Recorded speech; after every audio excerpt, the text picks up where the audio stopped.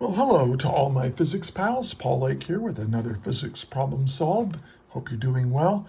I'm going to work a Coulomb's law problem. It's kind of a beginner problem for those of you just starting out with electricity and magnetism studies. And we're going to do something really exciting and interesting here. We're going to be comparing the electric and the gravitational forces in a hydrogen atom. And to do this problem, you'll need to know what Coulomb's law is, but of course I'm going to teach that law to you, and then Newton's law of gravity as well. So let's read through the problem. We have the electron and proton of a hydrogen atom are separated on average by a distance of 5.3 times 10 to the negative 11 meters. Find the magnitude of the electric force and the gravitational force between them, and compare the magnitudes of these two forces. So by comparing, we just want a ratio, how much bigger is one than the other, that sort of thing. Okay. And here's what I suggest you do. Pause the video right now, and then unpause the video to compare your work with mine. And see, if you get stuck, you can check your work with mine and see how you do. Okay. Well, let's see here what's given. Well, we've got a hydrogen atom, and I'm going to draw the kind of the Bohr model here. Here's our representing our positive charge here, and then buzzing around out here is the electron, and of course it's buzzing around this thing if you've done any kind of quantum mechanics or watching, this is an electron, or chemistry actually, right? It's an electron cloud, but we're going to pretend like it's just one little particle orbiting another little particle. And we know that the distance between here and here, this is r. The distance between them, r, is 5.3 times 10 to the negative 11 meters. And then we're going to have to know what the masses of these are in order to figure out what the law of gravity, and it didn't give it in the problem, which it happens all the time, right? I mean, it's just kind of annoying. But the mass of an electron, if you look it up, so the mass of an electron is very tiny, 9.109 or 9.1. I'm just going to call it 9.11. Yeah. 9.11 times 10 to the negative 31 kilograms. And then the mass of a proton is experimentally known to be 1.67, we'll just do three significant figures here, times 10 to the negative 27. Now this is much bigger. Negative 27 is much bigger than negative 31. I think it's about 2,000 times, roughly more massive the proton is than the electron. Electron is tiny, tiny, tiny, or a very little mass. Okay. And then we both know that they have to carry the same charge, right? And the charge of the elementary charge is known to be 1.60 times 10 to the negative 19 coulombs of charge. Okay, that's our metric unit of charge. So we know what charge they have, we know what masses they have, and we know what distance apart they are. So what are we trying to find?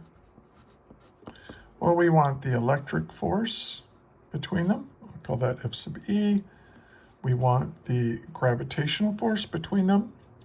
And then, now we want I'm just going to write it as a ratio. What is the ratio of the electric force by the gravitational force? Okay. And it turns out the electric force is much bigger, much, much, much bigger. Okay. All right, so let's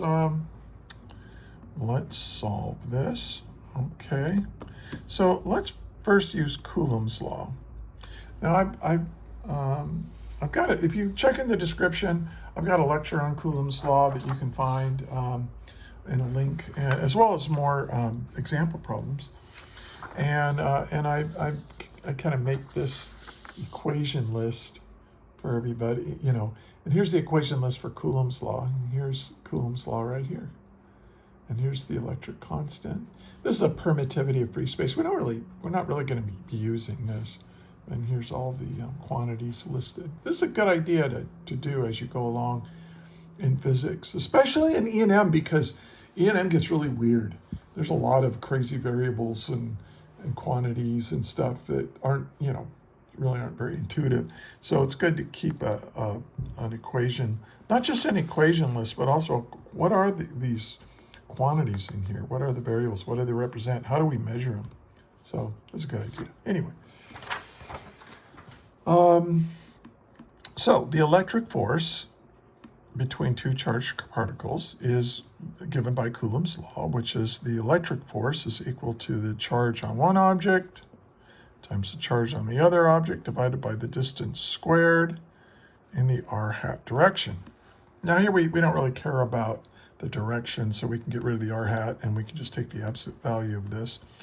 And so let's do that. Well, what is the electric constant, right? The electric constant is, well, let's see. On my list here, it's 8.99 times 10 to the 9 Newton meter squared per Coulomb squared. So this is just a property of our universe. This tells us how strong the electric force is. And it's 10 to the 9 Newton meter squared per Coulomb squared. Okay, so we're gonna, that's our constant. Now this is E and this is E, right? Both the electron is just negative E, and the proton is positive E, where E is the elementary charge right here, this elementary charge. And so we can just put E squared. And again, we don't care about the negative here, so I'm just going to put E squared. Well, you know what? I already put E there, so let's just put the values in, save a little time here. So E is 1.602 times 10 to the negative 19 coulombs. Now that's the charge on the electron and the charge on the proton. They're identical, so we can just square them. And then I'm going to divide by the distance between them. 5.3 times 10 to the negative 11 meters. And then we've got to square that. And look, we get meter squared, cancels with meter squared, Coulomb squared, cancels with Coulomb squared, leaving just newtons, which is what I want. Okay, so the electric force, when we do this, well, let's get this calculator out and let's do it. This is, with E&M, you really got to know how to use your calculator. So it's 8.99 times 10 to the 9 times 1.602 times 10 to the negative 19. And then I'm going to square it. Here's my square button right there. I'm going to square that, equals. And then I'm going to divide it by 5.3 times 10 to the negative 11 meters, but I'm going to square that. And I get a value here, 8.21 times 10 to the negative 8. Times 10 to the negative 8 newtons. So that's a pretty tiny amount of force, isn't it? Times 10 to the negative 8 newtons. But, I mean, atoms are really, really, really tiny things, and electrons and protons, very tiny. So this is actually a huge force compared to how tiny these objects are. They are very, very close together, though. This is a very, very small distance. All right, now let's figure out what Newton's law of gravity tells us. It's the gravitational constant times the mass of one times the mass of the other over the distance between them squared in the negative r hat direction. Now, what does negative mean? The negative means they're always attractive. So it's an attractive force, not a repulsive force. So let's plug in our values. And this is the gravitational constant, you have to look it up, but it's 6.11 times 10 to the negative 11. 11 Newton meters squared per kilogram squared. Notice how similar these are, unit-wise. But this is in terms of charge, and this is in terms of mass. Okay? Isn't it interesting how symmetric this is, how very similar they are, gravity and electric forces? I don't know, I think that's kind of amazing. Now, these are not identical masses. The electron is 9.11 times 10 to the negative 31 kilograms. And then we're going to have to multiply that by the mass of the proton, 27 kilograms. Hey, if you check in the description, there's also a link on how to get a hold of me if you need a private physics tutor, because I am a private physics tutor. My rates are reasonable. I'm really good. I can help you. I can relieve your stress. I can save you so much time, so check it out. All right, and then down here, r squared. Well, that's just the same as I had before. We're going to square that. So this is going to be the magnitude. I don't need to worry about this direction. So the magnitude of that gravity force. I don't need that vector hat up there. I'll scribble that off. Okay, so let's do it. Let's see. 6.11 times 10 to the negative 11 times 9.11 times 10 to the negative 31 equals times 1.67 times 10 to the negative 27 equals, ooh, look how tiny that is. And then divide by 5.3 times 10 to the negative 11, and then I got to remember to square that, equals, and look at this tiny number, 3.31 times 10 to the negative 47 newtons. That's unimaginably tiny, just so tiny. So this is the gravity, this is the magnitude of the gravity force, and this is the electric force. So if I want to compare them, let's put the electric force in comparison to the gravitational force. Well, this is 8.21 times 10 to the negative 8, or I'm sorry, negative 8 newtons, no, that's right. And then we're going to divide that by 3.31 times 10 to the negative 47. Negative 47, it's almost nothing, right? That's just such a tiny force. I mean, a Newton isn't much. 1 Newton isn't much, but a Newton times 10 to the negative 47, good grief. All right, so those cancel out. So this is just a comparison.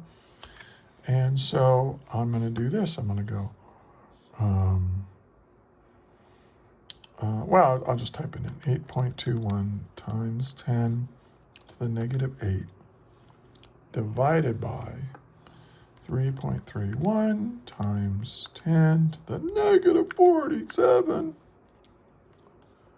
Oh my gosh. 2.48, which is almost 2.5, times 10 to the 39. Okay, so basically for an atom, for a hydrogen atom, we can say that the electric force between the electron and proton is equal to 2.48 times 10 to the 39. Oh my gosh, times bigger than the gravitational force. Wow. Wow. I mean, the gravitational force is insignificant at the atomic level. I mean, it's just, you might as well just ignore it. So you've probably heard of things like black holes and things like that. Like, why can gravity overcome the electric force, even though the electric force is so much stronger than the gravity force. Well, okay, so I'm kind of done with this problem. So this is just kind of extra credit. But here's why. If I have two massive objects, or maybe even three, let's put three massive objects. Let's put them in a line because it's just easier to visualize them in a line. These guys attract each other. So they're all trying to get to each other like this. But if, why did I put a plus in there? Just put M's for masses. Because there's only one kind of mass, or one kind of gravity, and that is attractive. Gravity only attracts other massive objects attract other massive objects. So, but if you have electric charges on a line, they kind of cancel each other out. So, like these two are attractive, and but this is also attractive, and so they're kind of there's two kinds of force here.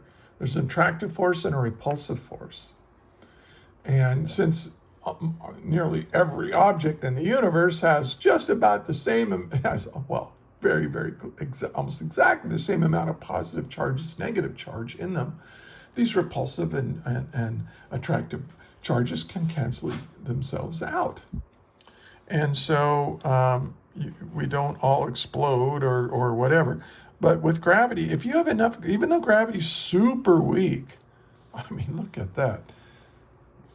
The electric force is 2.5 times 10 to the 39 times bigger than the force of gravity.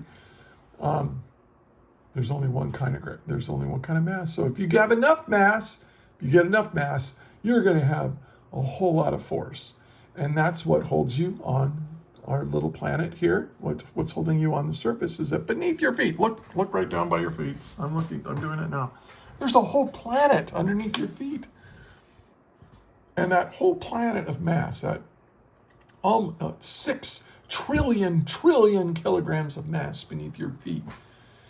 Well, that's enough mass to accumulate enough gravity where it's significant. And if you get enough mass, it can overcome, that force of gravity can overcome all the other forces in nature and squish everything into infinite gravitational field. It's kind of crazy stuff. Anyway, that's enough of that. For small, everyday size objects, you can see that gravity is almost insignificant compared to the electric force. We are electric beings. We are made of electricity and charged particles, and that interaction and those forces are what make chemistry possible and make living things possible, and it's really cool stuff. So I hope you keep studying it. And if you made it all the way to the end of this video, thank you so much for watching. And also, thank you for studying physics, because we need smart, hardworking people like you to learn this stuff so that we can keep this civilization going. Without you, our civilization will crumble. So you're doing very, very important work. And it also happens to be kind of cool. So anyway, until the next video, may the net force be with you always. That is all.